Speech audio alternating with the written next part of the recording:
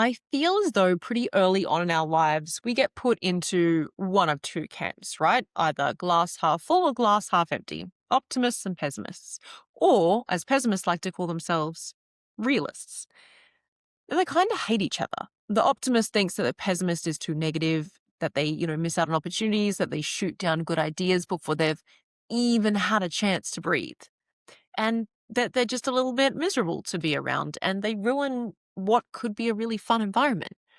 And then the pessimist or realist thinks that the optimist is a fucking idiot. They think that they don't think things through. They think that they leap into things because they feel exciting. They follow their bliss, as they say. And then they leave everyone else to clean up the mess behind them when, reality eventually shows up with the check. And the difference is, it is far more socially acceptable to be an optimist. If someone calls you an optimist, that's usually a compliment. Sometimes it's a little backhanded, but it's a compliment nonetheless.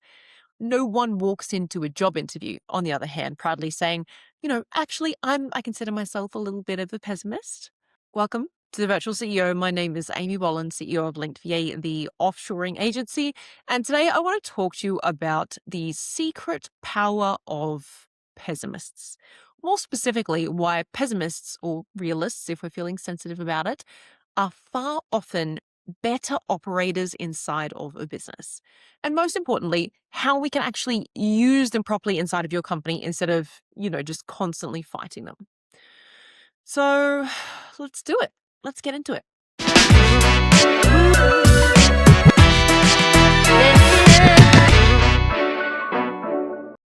The first thing you need to understand about a pessimist is that they genuinely do not realize that they are taking the wind out of your sails, right? They think they are adding value. They think they are helping with brainstorming by highlighting risks and considerations and potential failure points, all the annoying things that stop ideas from immediately sounding brilliant.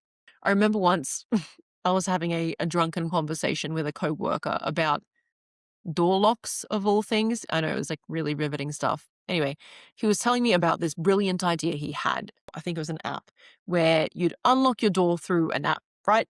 So you didn't need any keys, didn't need any passcodes, just your phone. You'd walk up to the door, you'd tap the app and in you'd go. And I said, oh, okay. What happens if your phone dies? What's the backup? And he kind of rolled his eyes so far back into his head. I think he was just briefly checking to see whether his brain was still there. It obviously wasn't. And then he goes, why do you always have to be like this, Amy? And I genuinely thought, when he was saying this, I genuinely thought he meant, why do you have to be so logical about this? I'm just trying to have fun. And I was annoyed because I'm like, well, if you don't want me to be logical and we want to have fun, why the fuck are we talking about something so boring like door locks? If we're going to be talking about imaginary things that we're never actually going to build, then what are we doing here? We could have so much more interesting conversations. Why aren't we talking about, what magical mermaid powers we would have? But that wasn't what he meant. He didn't mean don't kill my fun. What he meant was, why do you always have to be the handbrake to my brilliant ideas? Why do you always have to be so negative? And I have actually been asked this before about just some completely innocuous things. I tend to collect a lot of optimists in my life. I like them. I like their sparkly little attitudes, right? They're fun to be around. They get excited about things. But I remember saying to a colleague once, I don't actually see this as negative. I see this conversation as ones and zeros, right? It's not positive or negative. It just is. Which to an optimist is still negative. If you're not expressing a positive emotion about the idea, then in their mind, you must be expressing a negative emotion about the idea, right? They can actually be far more binary than we think. And actually, now that I'm saying that out loud, maybe that is the key difference between optimists and pessimists. Maybe optimists are people who run on emotion and everything gets an emotional label attached to it. And then when they hear a pessimist ask a question that doesn't come with, a happy little bow on it, they assume that it must be negative. Meanwhile, the pessimist is sitting there in complete emotional neutral thinking, I'm just trying to work out whether this thing would function, right? And they haven't attached anything. Whatever, it's just a theory at this point. Contact me if you want some quotes for your anything. But what I've touched on there, and I think this is the bit that people misunderstand, is that a pessimist doesn't hate your energy, right? And they don't hate your vision. They're not sitting there trying to ruin your fun. They're just thinking about, what it would actually take to bring that vision to life, right? And an optimist is a dreamer, right? But the pessimist is the person who tends to be the one who actually gets the things done. And I don't just mean the exciting first 20% where everyone's really fired up and you're talking about how great everything's going to be. I mean like the middle bit and the end bit, right? The boring parts where it's a little bit frustrating, or the part where, it doesn't work the first time or the second time or the third time, right? Because half the time, the pessimist has already anticipated all the potential negatives. And the other half of the time, they're simply just not emotionally attached to the outcome being smooth sailing in the way that like an optimist is, right? They're expecting friction. And I think the problem with optimists is, and again, I love them, I really do, is that their vision is often all rainbows and unicorns, right? And if they think that it's not going to be rainbows and unicorns, sometimes they just won't move forward at all. Or they'll move forward with, huge enthusiasm until reality comes a knocking. And then when that reality has a little bit of negativity attached to it, they either ignore it or they shut it down or they move on to the next exciting idea, which is why optimists are good for vision, right? They are fantastic for morale, for inspiration, for culture, and they make people feel like something bigger is possible, right? Because it is possible. But they can be absolutely terrible at operations, right? Because implementing a vision, it requires constantly asking, how could this go wrong? Operations is literally the discipline of preventing problems before they happen. And growth, real growth is uncomfortable. It is messy and it is not a straight line. And so while I love an optimist's ability to persevere when everything is telling them that something won't work, that stubbornness is really powerful. But in business, we don't have unlimited chances. We don't have unlimited budgets. We don't have unlimited patience for some of us. So yes, it is nice when something blows up and the optimist says, oh, well, that sucks. Let's try again. But it is infinitely more useful to have someone in the room who says, okay, that sucked. Why? What did we miss? What did I do wrong? What did we do wrong? Where did the system break? What could we do differently? How do we stop that from happening again? And only once you've actually improved something, once you've fixed the weak point or, built the guardrail or whatever it is that took everyone off point, then you press play again. You don't just go again. And they make a powerful duo, right? The handbrake and the accelerator. But you're not getting into a car that doesn't have both of those features, right? Nor should you get into a business without both of those functions.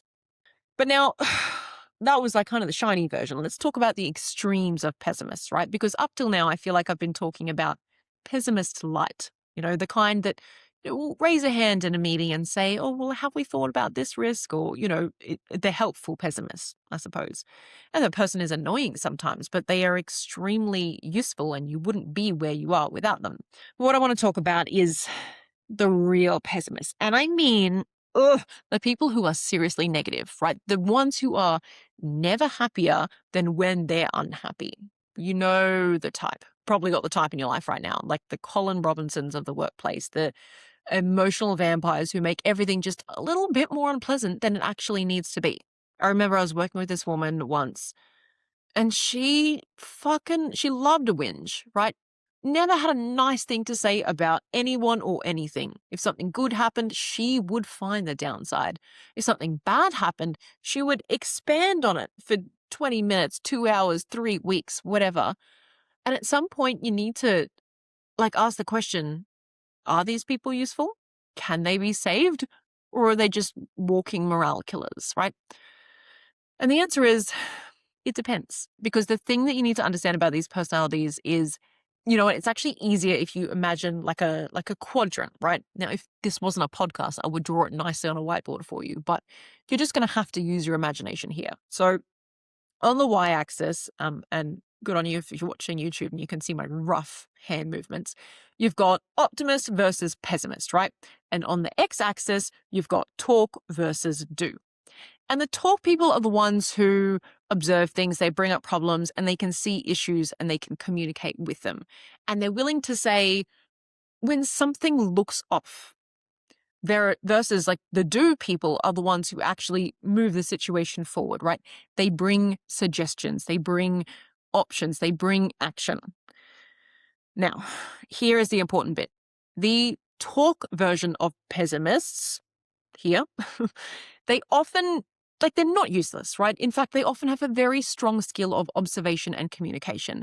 They notice the cracks before anyone else does. But observation without action is not outcome orientated, which means on its own, useless. If someone's whole job in a business is to notice problems and complain about them, but they never actually move the situation forward, then what you've actually hired is a professional commentator. And commentary doesn't build companies. So if you have them inside your business, you need them paired with a doer, right? And the doer can be optimistic or pessimistic. It actually doesn't really matter. What matters is that they are wired to move the situation forward. Now, like a doer cares about movement, right? They want to find a way through, they want to find a way around or over the obstacle. And a lot of people talk about business like it's a bus, right? Everyone has a seat and the goal is to get the right person in the right seat of the bus. But actually, I think it's more like a ship, right? Because everyone on the ship has to function together if the thing is going to move forward, whereas on a bus, you're just kind of sitting there. So imagine you have a pessimistic talker manning the anchor, right? And he's constantly pointing out that the boat is never going to move because the anchor is still down, but they're never actually the one hoisting it up. And then if you've got your captain, who's like an optimistic talker, standing up on the deck looking through the spyglass talking about all the exciting lands in the distance, what you don't have in that scenario is anyone who's actually doing the work required to move the ship, right? Someone has to pull up the anchor. Someone has to steer the wheel. Someone has to adjust the sails. And you cannot put a thinker in a position where they don't have a doer partner, because thinkers will sit there analyzing the ocean forever while the boat goes absolutely nowhere. Now, don't get me wrong. If you are in a big enough company, there are absolutely roles that exist primarily for thinking, right? There's compliance, there's legal, there's accounting. And a lot of those roles are they're heavily about thinking, right? Observing, identifying risk, and communicating it. That is literally the job, right? And you're not necessarily expecting those people to run off and fix the problem themselves. Their job is to make sure the organization is aware of it and then check they've done their job. But if you are in a smaller business, you need the doing ability. You don't have the luxury of entire departments whose sole function is observation. And even though we're all naturally wired like a certain way, some of us are more optimistic, some of us are more pessimistic, that doesn't mean that we are incapable of learning the other modes of operating, right? You can train people out of, one of those single quadrant thinking. It's possible. So let's say you've got a pessimist on your team, someone who's very good at identifying problems. The magic phrase that you want to start using with them is, how would you achieve X, the problem, or the solution? Sorry, how would you achieve the outcome that we're wanting to achieve? So every time they bring you a problem, route them back into the vision. So, okay, we want to get here. How would you still achieve that, knowing that this problem that you've just raised exists? And this is different to saying, what would you recommend? Because there's always some fucking asshole pessimist that will say something like deeply unhelpful, like, I recommend that we don't do that, which, okay, is an opinion, but it doesn't move anything forward. So if you want to train them, like what you want to do is train them to come at you with options, solutions, not just problems, right? So instead of bringing you a roadblock, they bring you a potential path around it. So for example, if a pessimist type on my team came to me and they said something like, Amy, that marketing email that went out last week is really shit. I'm not going to say, oh no, why is it shit? Like, and don't get me wrong, I might say that to someone else on my team, depending on who I'm trying to coach and what I'm trying to coach them on. But I'm not going to say something like that to someone who lives in the pessimistic, observation quadrant. So instead, I'd say something like, okay, well, how would you rewrite it so that we get bookings in? How would you solve problem to get outcome? And if someone said to me, Amy, the VAs are really struggling to learn this new AI agent. Great. If the training isn't working, come back to me with 3 options that might work better and let's discuss them. right?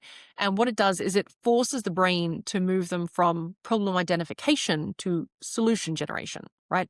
And as an added benefit, by the way, it saves me time because instead of someone else handing me a problem and expecting me to solve it for them, they've already done the thinking. Now we're just deciding which path is going to be the best one to take. That saves my thinking space and it saves my time. And you're also coaching them out of that single track pessimism while simultaneously improving the output of the team, which is exactly what we want. If this just isn't working, if someone is shrugging and they're saying, oh, I don't know, every time you're asking one of these questions, then you seriously have to ask yourself whether they belong in your organization at all. And I'll leave that one right there, right? Because at some point, observation without responsibility, it just becomes complaining. And complaining is not a job description, right? But maybe it is the optimist in me. And yes, I do have a little bit in there. Don't throw up in your mouths over it. I genuinely believe that optimists and pessimists together are the things that make a business great, right? Where they learn to work with each other. The optimists bring the vision, they bring the energy, they bring the belief that bigger is possible. And pessimists do bring the realism, right? They bring the risk management. They bring the ability to look at a really exciting idea and say, okay, but how does this actually survive contact with reality? How do we not fucking waste time and money going after something that's never going to work? And when those two respect each other, that's when magic happens. And when they don't, it turns into another stupid personality war where everyone is just trying to force the other person to see the world the same way they do. And that's not only insulting, it completely defeats the purpose of having different personalities in the room in the first place, right? I know a lot of executives and I know a lot of founders are going to hate hearing this, but sometimes, one of your personality in the business is enough. And you don't actually need to clone yourself. In fact, if you try and make everyone just a mini version of you, you're actually going to destroy the very abilities that would have made your team stronger in the first place, right? Different brains see different problems, and different brains are going to try and solve them differently. And if you learn how to recognize that and actually use it properly, your business becomes, far more capable than if everyone just nods along with whatever the founder wants or does things however the founder would do them. Anyway, thank you for tuning in to the Virtual CEO. If you enjoyed this episode, send it to the biggest pessimist you know or the most optimistic person you work with. See which one of them gets offended first. But if you did get something useful out of it, please leave a review, share it around, do the little algorithm dance that we do every single week, and that keeps podcasts alive. And as always, I will catch you next week. Thank you.